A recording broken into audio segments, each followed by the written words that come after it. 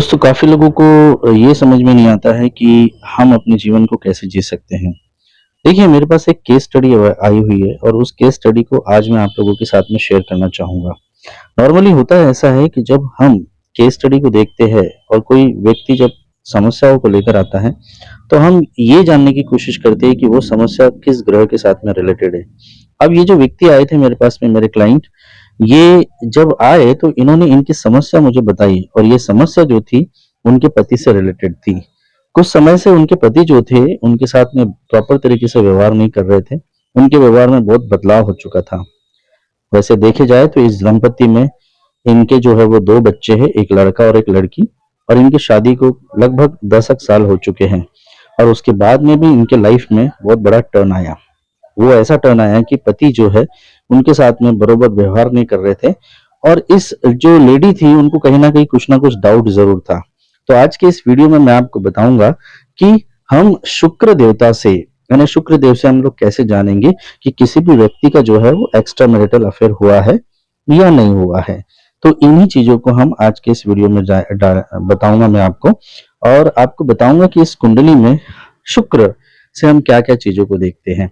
तो यदि आपके साथ में ऐसी कोई समस्या जुड़ी हुई है, तो आपको डाउट होता है अपने पति पर या पत्नी पर, तो शुक्र की ये स्थिति को देख लीजिए, आपको समझ में आ जाएगा। हेलो फ्रेंड्स, मैं Raj Babul, holistic lifestyle coach, occultist, astro vastu consultant और मनी रेकी ग्रैंड मास्टर। आइए वीडियो को स्टार्ट करते हैं। आइए जानते हैं सबसे पहले कि कैसा ये चीज होते हैं, कि कैसे हम लोग देखेंगे कि इसके जीवन में किस प्रकार के लक्ष्य बने हुए हैं। आर्य ज्योतिष से हम लोग जानने की कोशिश करेंगे कि कैसे हम जान सकते हैं कि शुक्र की स्थिति से इस व्यक्ति का एक्स्ट्रा मैरिटल अफेयर है या नहीं है। तो आप देख रहे हैं कि इनकी जो लग्न कुंडली जो है वो 4-8-12 से स्टार्ट हो रही है। जैसा कि मैं प्रीवियस वीडियो में आप लोगों को बता चुका हूं कि 4-8-12 का मतलब क्या होता है, मोक्ष का रास्ता। जैसे 1-5-9 धर्म का है, 2-6-10 जो है वो अर्थ का है, 3-7-11 जो है वो काम का है, और हम देखेंगे 4-8-12 जो है वो मोक्ष का रास्ता है। तो ये जो व्यक्ति है इनका जो है वो मोक्ष का रास्ता है। और हम शुक्र की स्थिति देखेंगे तो शुक्र किस चीज का कारक है। शुक्र जो है वो एक्स्ट्रा मैरिटल अफेयर का भी कारक है। शुक्र जो है वो अनेक स्त्रियों के साथ में संबंध बनाने का भी कारक है। शुक्र शुक्राणुओं से संबंध रखता है। इससे हम लोग हार्मोन्स भी देखते हैं। लड़कियों में एस्ट्रोजन जैसे हार्मोन्स, प्रोजेस्टेरोन जैसे हार्मोन्स को देखते हैं, और लड़कों में जो है वो टेस्टोस्टेरोन हार्मोन जैसे हार्मोन्स को हम लोग देखते हैं। यदि शुक्र की स्थिति आपकी कुंडली में थोड़ी सी खराब होती है, या हम बोल सकते हैं कि शुक्र की स्थिति जो है वो आपकी कुंडली में आगे पीछे होती है, तो इस तरह की सिचुएशंस आपके लाइफ में आने के चांसेस बढ़ जाते हैं। शुक्र यदि 4th हाउस में है तो समझ जाइए कि ऐसा व्यक्ति जो है उसकी एक शादी रही तो एक बाहर उसका एक्स्ट्रा मैरिटल अफेयर जरूर रहता है, या वो 2 औरतों को जरूर रखता है। यदि उसकी 2 औरतें रही तो भी एक्स्ट्रा मैरिटल अफेयर उसका रहेगा तीसरी औरत के साथ में। यानी यहाँ पर मैं बता सकता हूँ आपको कि यदि 4th हाउस में शुक्र है और वो अपने स्व राशि का बना हुआ है, तो 101% उसके एक्स्ट्रा मैरिटल अफेयर होने के चांसेस बढ़ जाते हैं। यहाँ पे ट्राइंग में कनेक्शन हम लोग देखेंगे तो शुक्र का कनेक्शन जो है वो अष्टम में बैठे राहु के साथ में हो रहा है।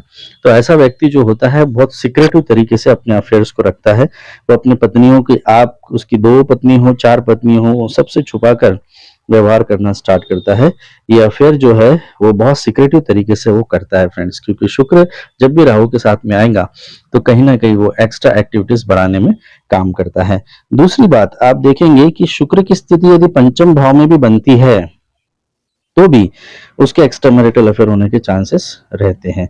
माने ऐसे व्यक्ति की 2 पत्नियां हो सकती है, या फिर लेडीज की कुंडली है, औरत की कुंडली है, लेडी की कुंडली है, तो उसके लाइफ में भी एक्स्ट्रा मैरिटल अफेयर होने के चांसेस बढ़ सकते हैं, और इनके मल्टीपल अफेयर्स होते हैं।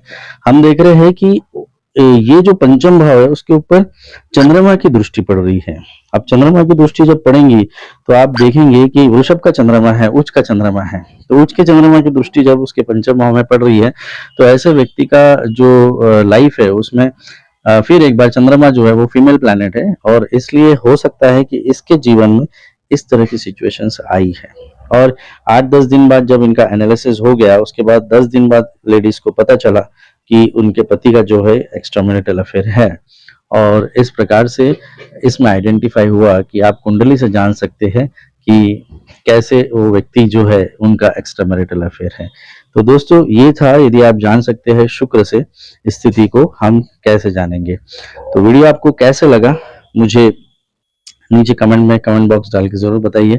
वीडियो को लाइक और शेयर करना मत भूलिए फ्रेंड्स अपने दोस्तों के साथ में। और नाड़ी ज्योतिष के इस सूत्रों को मैं जो बता रहा हूँ आपको कि यदि चौथे भाव में और पंचम भाव में यदि शुक्र है और वो अकेला है, उसके आसपास में कोई प्लैनेट नहीं है, तो 100% उनके एक्स्ट्रा मैरिटल अफेयर होने की चांसेस रहते हैं। यहाँ पर प्लैनेट की स्थिति ऐसी है कि उसके आसपास में प्लैनेट रहने के कारण यहाँ पर वो व्यक्ति जो है वो उसकी चोरी भी पकड़ा जाएगी और वो अपने रास्ते पर वापस भी आ जाएगा, क्योंकि गुरु की भी दृष्टि सप्तम भाव के ऊपर पड़ रही है, यानी उनके पंचम भाव पे पड़ रही है। तो फ्रेंड्स ये व्यक्ति को आज नहीं कल बुद्धि जरूर आ जाएगी और वो अपने रास्ते पे वापस आ जाएगा। वीडियो को लाइक शेयर कमेंट करना ना भूलिए फ्रेंड्स, और ऐसे ही जेन्युइन अपडेट्स के लिए मेरे चैनल को सब्सक्राइब कीजिए और बाजू में बेल आइकन को हिट करके नोटिफिकेशन को ऑन कीजिए। Thank you.